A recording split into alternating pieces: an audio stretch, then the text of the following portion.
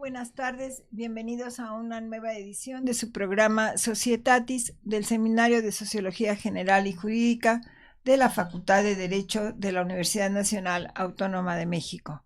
Nuestro reconocimiento y gratitud a nuestra directora, la doctora Sonia Venegas Álvarez, por permitirnos este espacio para estar en comunicación, por una parte, y por la otra, hacer reflexiones y comentarios sobre problemas sociales que afectan a nuestra sociedad.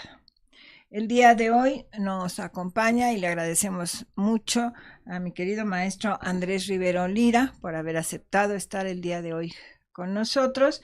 Y como es habitual en nuestro programa, cedo el uso de la voz a la maestra Amparo Apolinar para que nos dé la síntesis curricular del maestro Andrés. Por favor, Amparo. Claro que sí, doctor. El maestro Andrés Rivero Lira es licenciado en Derecho por la Facultad de Derecho de la UNAM. Tiene la maestría en Humanismo y Culturas con mención honorífica por el Instituto Cultural Helénico. En el ámbito académico es profesor de asignatura en nuestra Facultad de Derecho de las materias Historia del Derecho Mexicano y Ética Profesional del Jurista. En el ejercicio profesional es abogado litigante en materias de derecho migratorio, nacionalización y naturalización, así como de asociaciones religiosas. También en este ámbito profesional se ha asociado a algunas de las siguientes empresas y organismos no gubernamentales. Destacan Casa de los Refugiados, Casa de los Amigos, Fundación Cultural Mariana Jablonski, asesor en materia migratoria y de refugio en derechos humanos del Comité Holandés Vluchteling, asesor en materia migratoria del Grupo ADECO y asesor migratorio de agencias de modelos, entre otros. A partir de este año participa como asesor en el bufet jurídico de la Facultad de Derecho de la UNAM en materia migratoria y de la agenda migrante en la Fundación UNAM. Es miembro y expresidente de la Asociación de la Organización No Gubernamental Programa Casa de Refugiados y miembro del Ilustre y Nacional Colegio de Abogados de México, así como miembro del Colegio Nacional de Profesionistas con Posgrado en Derecho AC. En el ámbito editorial ha tenido diversas participaciones. Destacan ser autor de voces para el Diccionario Jurídico de la Facultad de Derecho y autor en el libro Historia del Derecho Mexicano de la Facultad de Derecho. Bienvenido, maestro. Muy amable, gracias por la invitación, gracias a usted, la doctora Elsie, y también gracias por la maestra Amparo. Bueno, pues vamos a hablar, como ustedes han visto en los anuncios de nuestro programa, de un tema muy sensible actualmente, que yo creo que todos estamos al pendiente de lo que está pasando, que es la problemática del migrante.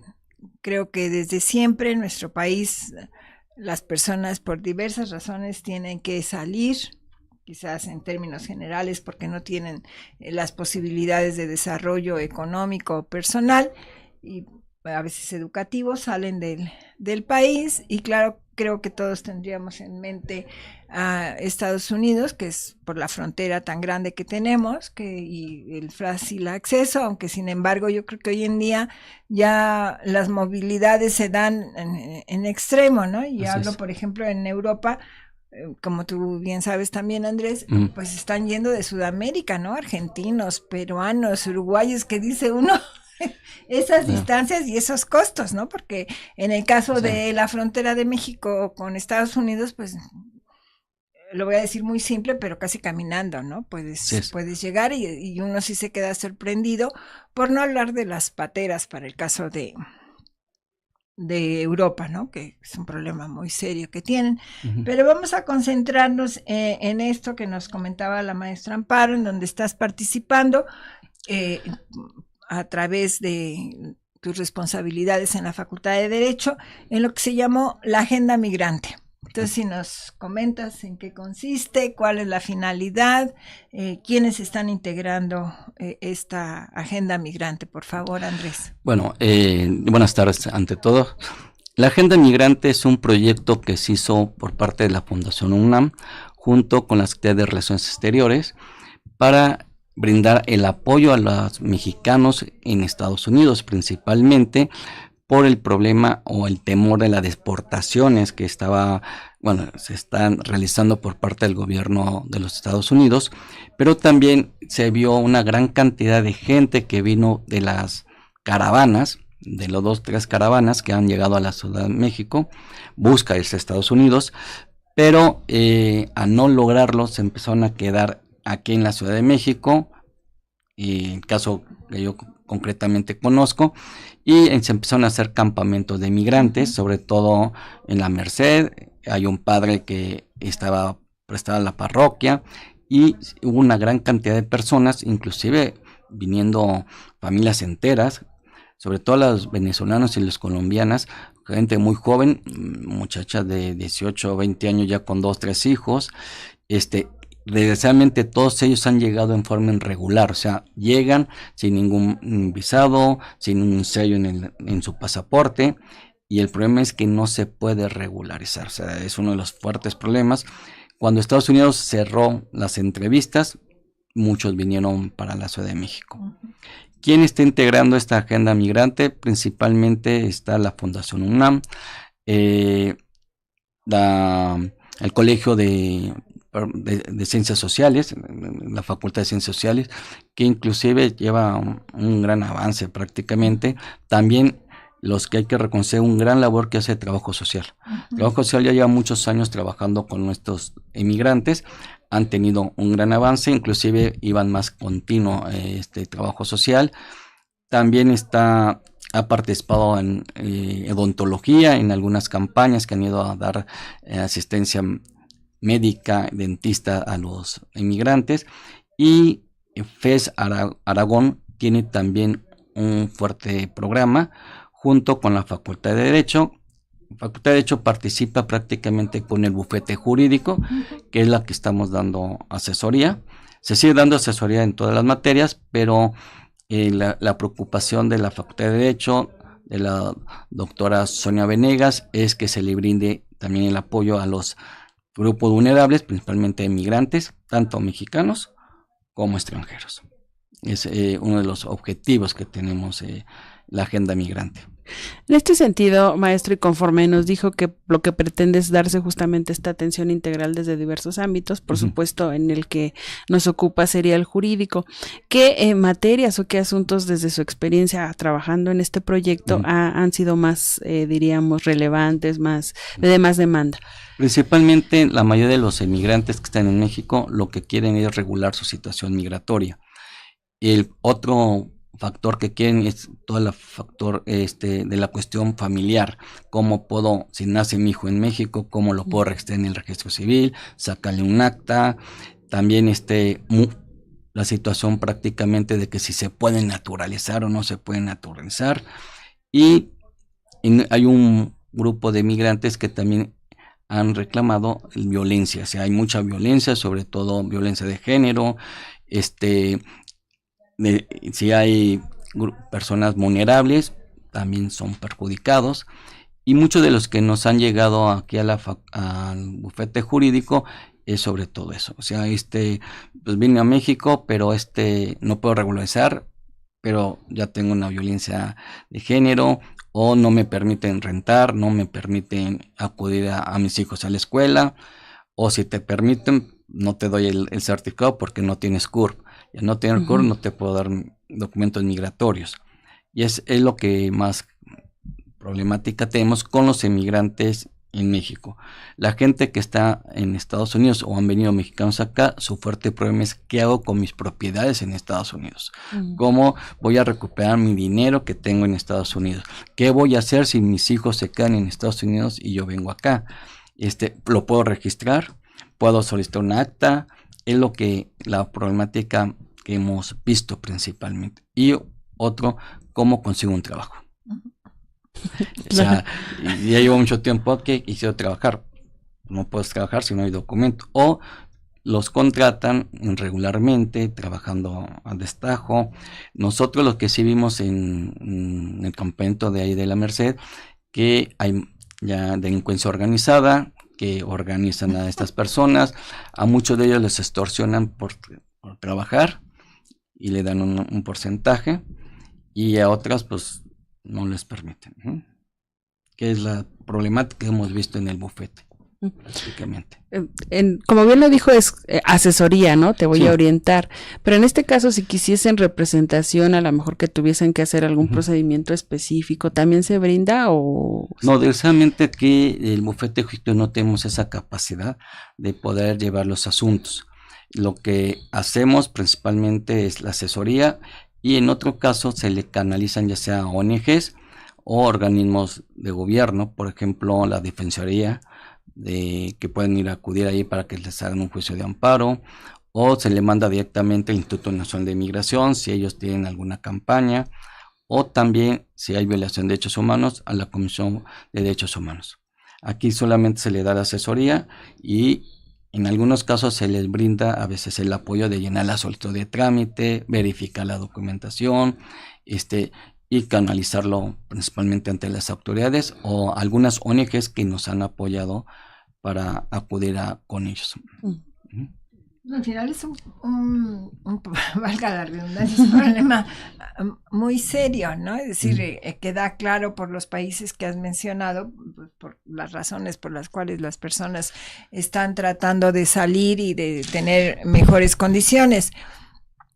Pero ahorita que te escuchaba sobre estas personas que vienen, no sé ahora, pero antes realmente no había frontera, ¿no? Las personas pasaban caminando de un país a otro en el sur del país, o sea, en todo caso lo que había era un río bastante pequeño que las personas pasan caminando sin ningún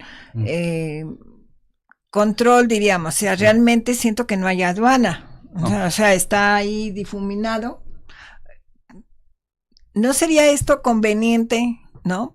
Poner una aduana? A lo mejor suena un poco duro esto, ¿no? Pero ayudar a las personas desde que están entrando al país y de alguna manera esto siento yo que podría evitar lo que estás diciendo, ¿no? La violencia, la corrupción por migración, por la delincuencia organizada y todo, porque sí, venir creo yo que es relativamente fácil, o sea, realmente no hay una frontera, ¿no? Entonces, pues, las personas entendemos su necesidad de salir de su país con todas las penalidades y todos los problemas, ¿no? Porque estamos hablando que son distancias muy grandes, ¿no? No es que por la mañana decidí me voy a ir a México, todo lo que implica, ¿no? O sea, tienen que dejar todo, traer casi lo que traen puesto a una mochila, pero realmente no tenemos frontera en el sur, ¿no? Desgraciadamente en el sur hay un fuerte problema. O sea, sí existen garetas migratorias, sí hay una frontera, pero es un territorio muy difícil. Usted, como lo comentó, está el río, también está la selva, y que muchas gentes para evitar los controles migratorios, pues se van a ir sobre el río o entran sobre sobre la selva. Pero el gran problema también que muchas de estas gentes contrata a coyotes, contrata a gente que muchos tienen malos escrúpulos. Yo les cobro un dinero, yo ya los meto y si veo las cosas difíciles los dejo abandonados. Y eso el Instituto de Inseminación sí ha atacado mucho a los que son los coyotes, a los que están cobrando, pero desgraciadamente también estas gentes a veces no denuncian. Tienen miedo que te voy a denunciar porque te puedo amenazar que a tu familia en Honduras, en Nicaragua o en El Salvador tienen ese control.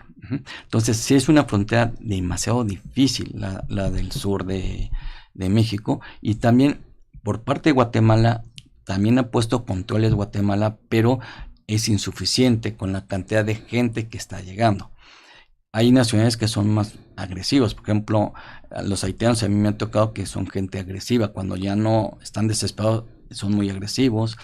Otra gente prefiere que pagarle el coyote y entrar a no volver a Venezuela o volver a ¿cómo se llama?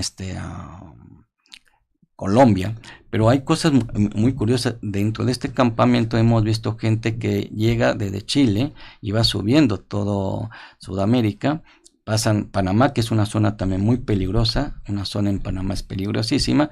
Si logran pasar ahí, pues bueno, la otra es pasar ya a la frontera mexicana y de allí hacia los Estados Unidos. Y se ha visto que ha venido gente africana que viene desde Brasil subiendo hacia México. O sea, y hay un montón de nacionalidades. O sea, los que nosotros más hemos visto o detectamos son venezolanos, pero hay colombianos, haitianos, cubanos, africanos. A veces nos han tocado chinos, muy rara veces alguno de Asia, pero sí lo pueden llegar. Pero sí es una frontera complicada. O sea, la gente que conoce Chiapas se da cuenta de eso. Y inclusive últimamente la gente chapaneca ya está también cansada de tanta llegada de estos emigrantes. Ya no se consigue trabajo, las rentas son demasiado caras. La gente emigrante ya empieza a ver ciertas fricciones pues, con los nativos de Chiapas. Pero es una frontera complicadísima. Justo con el panorama que acaba de referir, maestro, que son de diferentes nacionalidades, durante estas series, ¿a qué retos se enfrentan? Acaba de referir, ¿no? Unos son muy violentos, o sea, cuando están en la asesoría y se ponen un poco flamenco, nos diría la doctora, o qué otros retos también ustedes se enfrentan. Otros retos que encontramos es que muchas veces, y nos han dicho muchos inmigrantes que están en los campamentos, que han ido varias organizaciones, a ONGs, a algunas universidades, y todos le dan la misma asesoría. Todo mundo le dicen, oye, es esto. Uno de los retos es dicen, o me vas a ayudar o ya no me ayudes. Otra cuestión, por ejemplo, como yo asesor, pues muchas veces se pone a decir, bueno, pobre gente, lo voy a tratar de ayudar, pero también uno está limitado hasta dónde lo puedo llegar. Entonces, uno de los retos, yo sentiría que pues, darle lo mejor que se pueda a las personas y evitar que nos toque una persona agresiva. También me ha tocado que a veces cuando ya están con una ONG o con una bufete de abogados jurídico o de una universidad, son más tranquilos. O sea, oyen más. Pero si hay un oficial de una autoridad, como que no les gusta hablar mucho. Uh-huh. Claro, me vendría a la mente, ¿no? Esto que usted decía de los que se erigen como líderes de estos grupos y entonces dicen, no, con ellos sí habla, con ellos no habla, ¿no? Sí. Y justo porque lo que usted dice, el temor es ese, si yo llego, pues van a descubrir que no estoy en situación regular, me pueden regresar a mi país, ¿no? Así es. Uh-huh. En ese sentido, y hablando justamente de los países de origen, ¿existe alguna comunicación entre ustedes como proyecto de, a ver, no sé, a lo mejor te es más práctico, pues ya todo el recorrido, regresar a tu país? No, muchas veces nosotros, cuando se le damos la asesoría, le preguntamos qué expectativas tiene volver a su país. Muchos, desgraciadamente, han dejado todo, vendieron todo y dicen, no tengo nada. Otras, ya cansados, dicen, ¿sabe qué? Mejor me voy, me entrego a migración y que me hagan una deportación y que me lleven a mi país de origen. Ha habido casos que muchas veces, oiga, no quiero volver a Venezuela, mejor depórteme a Colombia. Pero bueno, la autoridad mexicana no puede deportar a un extranjero que no sea de la nacionalidad correspondiente. Desgraciadamente también lo que hemos visto mucho es que hay muchos consulados que no quieren ayudar a sus ciudadanos, ¿no? El caso concreto en Venezuela ha dejado muchas veces a la deriva. Hay que ser también honesto que hace un par de meses fletaron 2 aviones el gobierno venezolano y a los que quisieron irse voluntariamente en su retorno, el gobierno venezolano se lo llevó. Pero al principio no querían. O sea, iba uno y pedía, oye, necesito el acta, quiero renovar mi pasaporte. Y lo primero que le preguntan, ¿de dónde es? Soy del campamento. Y ya empezaban que ya no tengo, me voy a tardar mucho. Entonces, hay consulados que realmente no cumplen. Desgraciadamente muchos consulados de Centroamérica también no tienen la capacidad económica para decir, bueno, me lo llevo, porque no tienen dinero para fletar un avión o un camión. Y también muchos de ellos dicen, no me consta que sean de mi nacionalidad. Sí, claro. Porque él me puede servir un pasaporte, pero ¿quién me consta si es un pasaporte bueno o un pasaporte malo? Uh-huh. Entonces muchas veces los consulados también evitan. Cuando ya uno lo presiona un poco, bueno, ya los voy a ayudar. Pero sí, al principio eran muy rejegos muchos consulados. No querían intervenir. Sí, porque no estábamos hablando de 1 o 2, a lo mejor estábamos hablando de cientos, ¿no? Sí, o en algunos casos miles de personas que obviamente tomaron una decisión de esa naturaleza, decir voy a dejar todo, ¿no? Y queda claro que están buscando nuevas opciones en el amplio sentido de la palabra, ¿no? Por ejemplo, acá nosotros los que hacíamos es levantamos una relación, el nombre de la persona, su lugar donde viene, si tiene hijos, tal como vinieron, y muchas veces la gente hemos visto que no quiere dar mucha información, porque dice, bueno, cómo vas a utilizar la información. Entonces nosotros le decimos que simplemente es cuestión estadística, saber cuántos hay de este país. Nosotros no somos informantes ante la autoridad migratoria, ¿sí? Pero muchas veces ellos tienen miedo cómo se va a utilizar esta información. Lo que se ha hecho en el bufete y junto con Aragón, en la página de internet tenemos ya 200 preguntas que ellos pueden consultar y más o menos guiarse esas 200 preguntas. Si tienen dudas, pues podrían escribir. Al rato les doy la página, la pueden escribir. Y si no, sacar una cita por teléfono. Y es lo que prácticamente se hace. Hay gente que no quiere venir. Hay gente que dice, bueno, mejor me quedo, que nadie sepa que existo, porque prefieren quedarse aquí incógnitos de que volver a su país, porque muchos de ellos ya no tienen nada en ese país. Bueno, nos han llegado algunas preguntas de nuestro auditorio, maestro, justamente la temática ha generado pues muchas inquietudes. Entonces, van un poco amplias en este sentido de una de ellas, ¿qué obligaciones tiene el Estado de acuerdo al derecho internacional frente a los migrantes en situación irregular? Una de las obligaciones del Instituto Nacional de Migración y el Estado es tratar de regularizar a estas personas, pero desgraciadamente no ha habido campañas de regularización y el Estado realmente no quiere en un momento regularizarlo. Les voy a poner un ejemplo muy claramente, el caso de Comar. La Comisión Mexicana de Ayuda a Refugiados era la que ellos verifican si es refugiado o le van a dar una visa de humanidad. Pero ¿qué ha sucedido? Que Comar tiene una gran cantidad de solicitudes o peticiones de solicitudes y no tiene el número suficiente de personal para contestar esas solicitudes.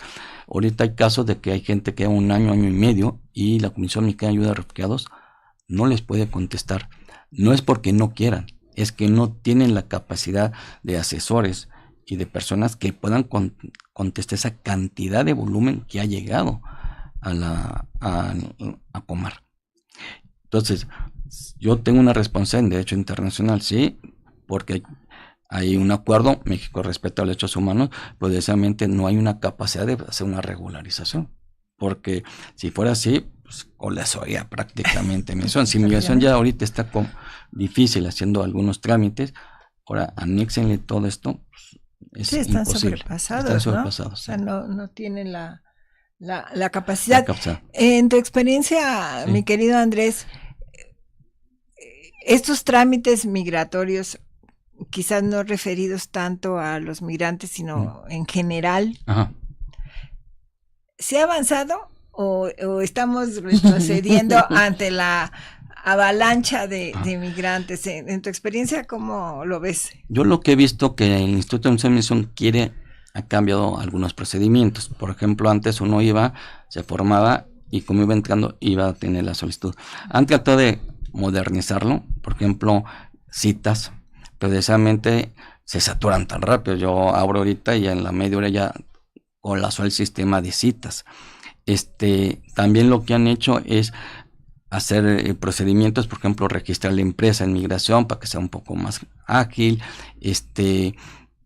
Ha habido trámites que el mismo día pongo mis huellas y me la dan, pero sí ha avanzado un poco, pero desgraciadamente por la gran cantidad que tiene de inmigrantes no puede hacer efectivo esa situación. Hay casos que sí, o en algunas zonas, o sea, algunas delegaciones que están atrasados, pero el problema es eso, o sea, saco un programa para hacer citas y se colapsa porque cuántos son, no solamente son estos inmigrantes, son los despachos de abogados que llevan esos trámites, son organismos que solicitan esas citas. Aunque lo quieran hacer hábil, no hay problema. Entonces, si hay que ser francos, han quitado muchos trámites, han tratado de agilizar el Instituto Nacional de Inmigración. Por ejemplo, ya no les piden el permiso de matrimonio. Ya no te piden tampoco permiso de divorcio, que antes era necesario. Entonces lo han tratado de agilizar, pero desgraciadamente cada día hay más. Aunque yo tenga un buen sistema, pues se me colapsa. Claro. Ese es el problema. Ya. Otra inquietud que Sí. es aquí entre nuestro auditorio es respecto a lo que usted decía de los grupos vulnerables Ujú. y específicamente a los menores, Sí. ¿no? Es decir, ¿qué pasa cuando pues son separados de sus padres, ya sea, por ejemplo, en el caso de Estados Unidos, que los padres son deportados y se quedan los hijos, ¿no? Como pues volverlos a sus países de origen, diríamos, Sí. y agregando, yo creo que también el problema de si quedan hijos huérfanos porque los padres mueren, diríamos, pensemos Transcurso. en el transcurso, Ok. exactamente. Aquí en caso, la primera pregunta, el caso concreto, si el padre es deportado, haciendo los hijos norteamericanos no se pueden deportar. Lo que aquí nosotros sugerimos es que se acudan a las organizaciones de migrantes en Estados Unidos, o las iglesias, sobre todo la iglesia católica, los cuáqueros tienen lugares donde pueden albergar a esos niños, mientras buscan un abogado especialista en migración registrado, como ustedes saben, ante las autoridades norteamericanas, ante los norteamericanos, para que ellos hagan el procedimiento de poder traer al papá o en su defecto ponerle a custodia o un pariente que esté en Estados Unidos o una asociación que esté en Estados Unidos. Hay muchas asociaciones, sobre todo de migrantes, que se han dedicado al apoyo a esto. Un proyecto que tenía Trump, que realmente sea violatorio completamente, es quitarle la nacionalidad a los hijos de los mexicanos o los extranjeros irregulares que viven en Estados Unidos para poder ser deportados. Eso pues es violatorio a la ley norteamericana, a los tratados de derechos humanos que establecen que tienen derecho a una nacionalidad. Y ese es el primer paso en Estados Unidos. En caso concreto de aquí, que si viene en la caravana, se muere el papá o no hay ningún familiar, tiene que estar a la disposición del DIF. El DIF tiene que intervenir junto con petición del Instituto de Migración. Ambos buscan y notifican a su consulado respectivo. Si yo tengo menor de edad, los papás han fallecido, hay que hacerle un regreso a su país de origen, o en algunos casos que es muy complicado buscar a un pariente en Estados Unidos si él quisiera hacer el trámite. El problema es que muchos de ellos están irregulares, entonces no quieren hacer ningún trámite ante la autoridad norteamericana porque pues ahí me van a confiscar, a detener y realmente deportar. Entonces, si tienen esa situación, yo le diría que acudieran obviamente a las ONGs, si están en Estados Unidos, a las iglesias, porque los católicos, como digo, los cuáqueros tienen esa posibilidad, y inclusive el consulado tiene la obligación de intervenir porque son sus ciudadanos. El gobierno mexicano lo que sí ha hecho, ha puesto a disposición a los gobiernos centroamericanos que el consulado pueda asesorarlos y también apoyarlos. Es lo que ha hecho el sistema mexicano consular.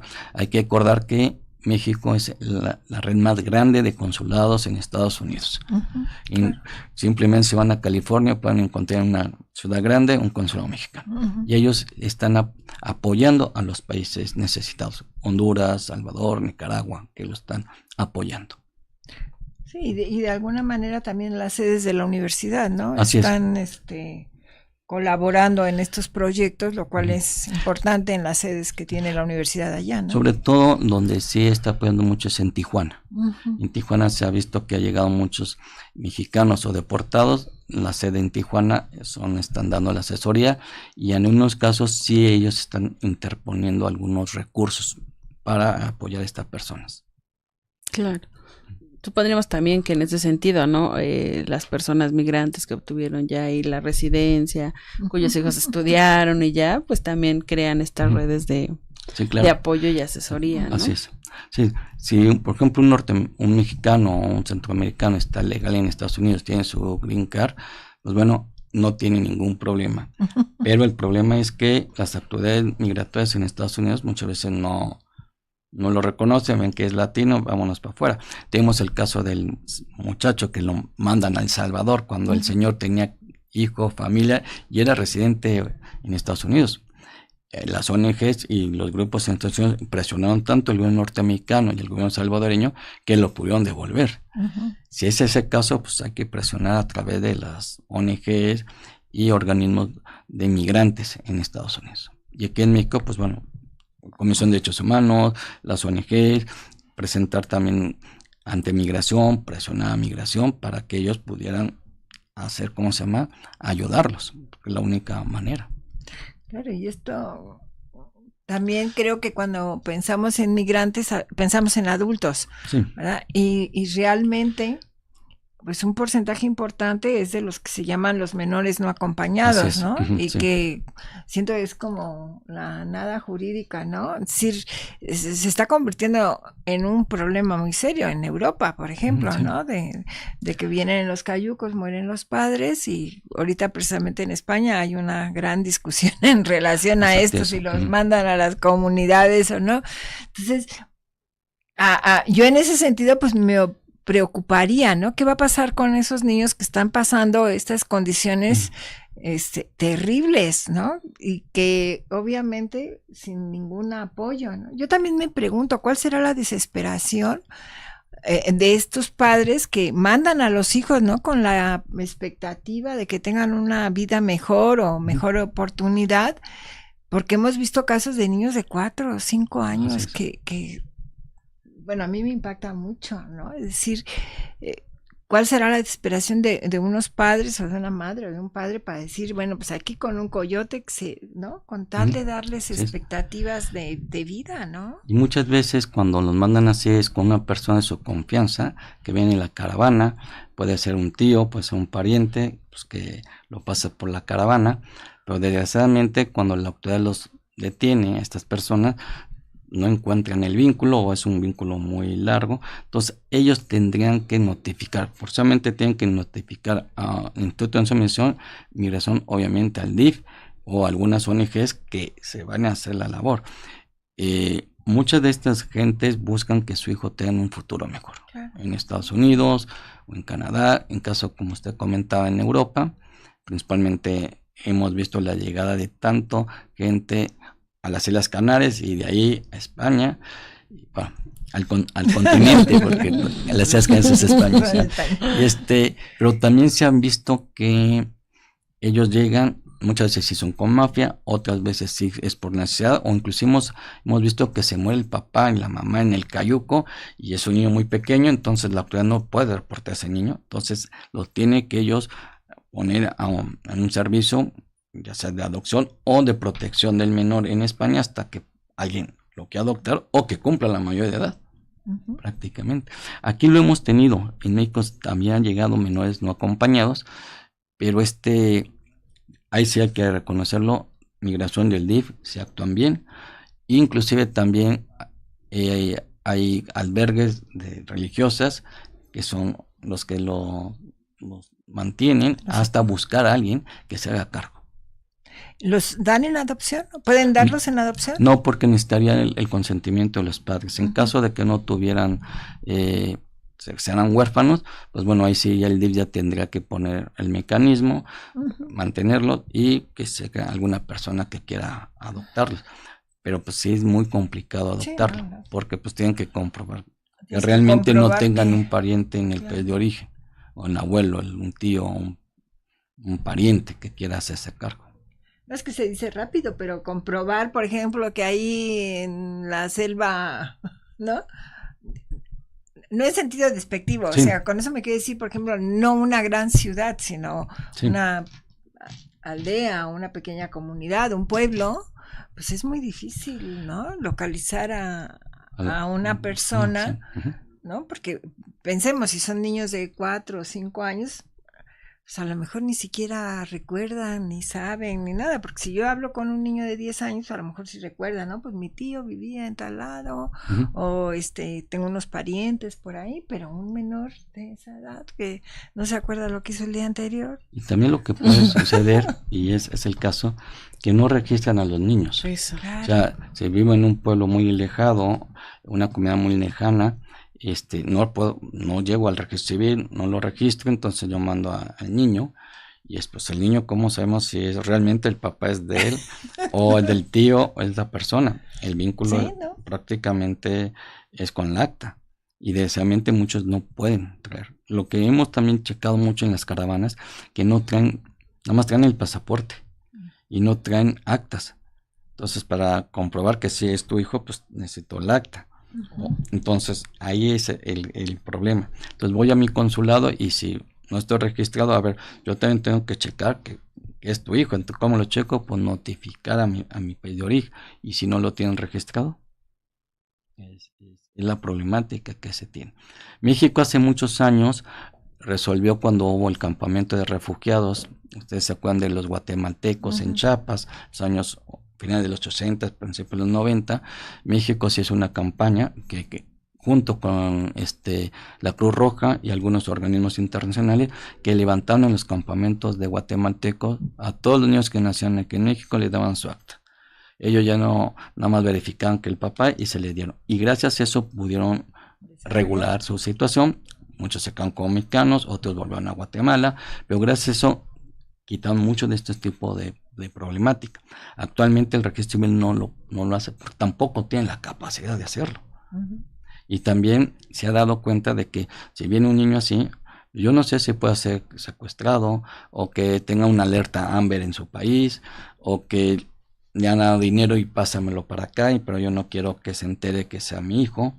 Entonces el registro civil cuando registra un menor, pues lo primero que le piden es las actas a los papás y la constancia de alumbramiento, en caso que nació en México, pero si no, pues es de buena fe, si tú me dices, pero yo no puedo dudar, pero yo sí tengo que verificar que realmente ese niño no se ha sustraído, que hayan secuestrado o que lo hayan robado en su o comprado, porque también en el caso yo puedo comprar a un niño porque hubo una tendencia en Estados Unidos que decían que si llegó una familia con niños, Estados Unidos iba a ser más rápido la entrada, que le iba a dar más rápido el refugio.